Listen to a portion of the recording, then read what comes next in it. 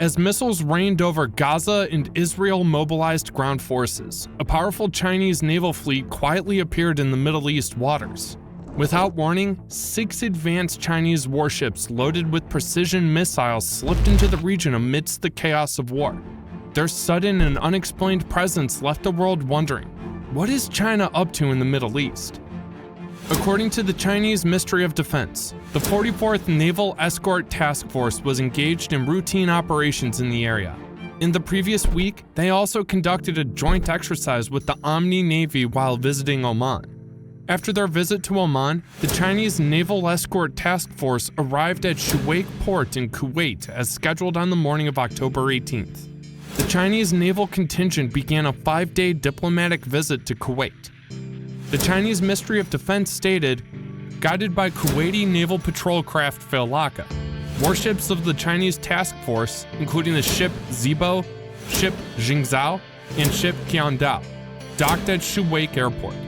They were warmly welcomed by more than 200 people, including representatives of the Kuwaiti military, staff from the Chinese embassy in Kuwait, and overseas Chinese. This task force belongs to the People's Liberation Army Eastern Division and comprises the Zibo, a Type 052D guided missile destroyer, the frigate Jingzhou, and the integrated supply ship Qiandao. With tensions rising in the region, the presence of 6 Chinese vessels in Middle Eastern waters has become increasingly important. The revelation of Chinese warships coincides with an expansion of the United States' presence in the region. Following the attack by Hamas on Israel, the United States deployed its most advanced carrier, the USS Gerald R. Ford, along with its associated battle group to the eastern Mediterranean. Additionally, the Dwight Eisenhower Carrier Strike Group is currently en route to the region. The Pentagon has recently disclosed the deployment of an extra command ship, the USS Mount Whitney, to the eastern Mediterranean. On October 19th, the USS Carney, an Arleigh Burke-class guided missile destroyer, successfully intercepted and neutralized multiple Houthi missiles and unmanned aerial vehicles in the Red Sea. Such interceptions by the United States are extremely rare, underscoring the significance of this event, particularly given the escalating tensions in Israel.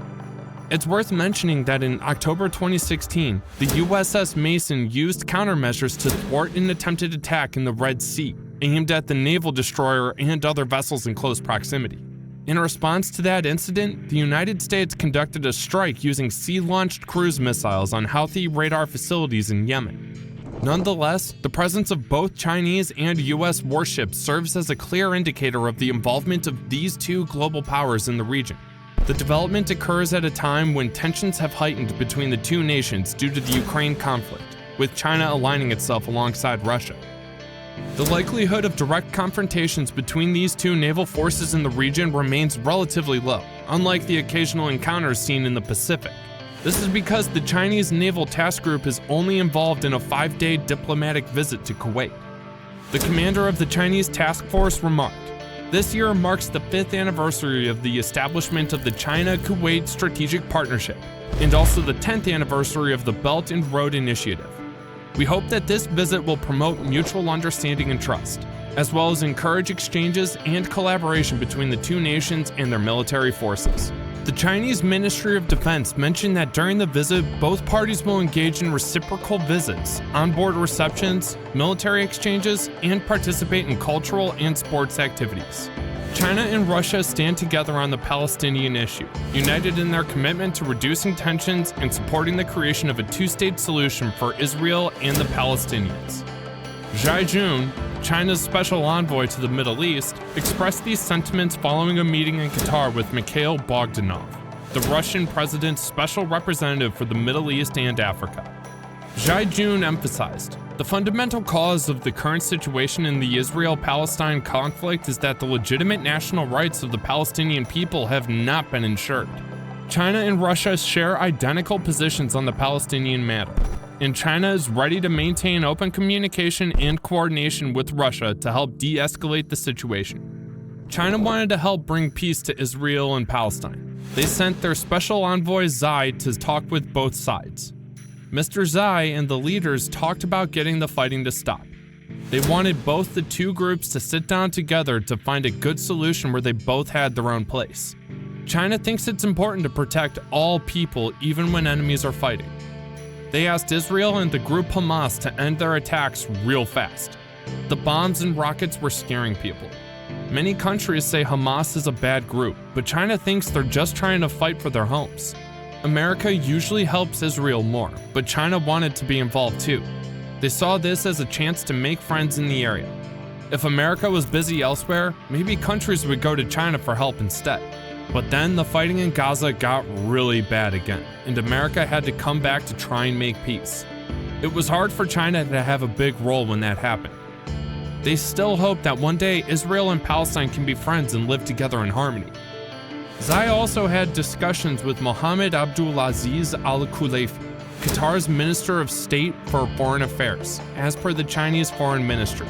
The Foreign Ministry mentioned that Xi had plans to visit other Middle Eastern nations, although specific details were not provided. In a separate development, the Egyptian Prime Minister, Mustafa Madbouli, recently conveyed to Chinese leader Xi Jinping the high regard in which Egypt and other Arab nations hold China's consistent and impartial stance on the Palestinian issue. They anticipate China's increased involvement in resolving the current crisis, as indicated in a Chinese report on their meeting. Chinese interest in the Middle East is primarily motivated by the region's strategic importance, particularly its role as a primary source of China's oil imports. Crucial suppliers such as Saudi Arabia, Iran, and Iraq are vital to ensuring a stable and uninterrupted flow of energy resources, which is essential for China's economic growth. This has led to deeper engagement in the Middle East. China has actively invested in a range of infrastructure projects in the region, encompassing ports, railways, and energy facilities. These investments not only serve China's economic interests, but also provide economic development opportunities for Middle Eastern countries. China has expressed concerns about Uyghur movements and has collaborated with some Middle Eastern nations on counterterrorism efforts. While this approach may appear contradictory and double standard in some aspects, China seems to be shaping a more comprehensive and influential Middle East policy, potentially challenging the United States in the long term. What do you think other countries could do to help this situation? The children in Gaza and Israel deserve to feel safe. Let me know your thoughts in the comments below. What kind of questions do you have about China's role in the Middle East going forward?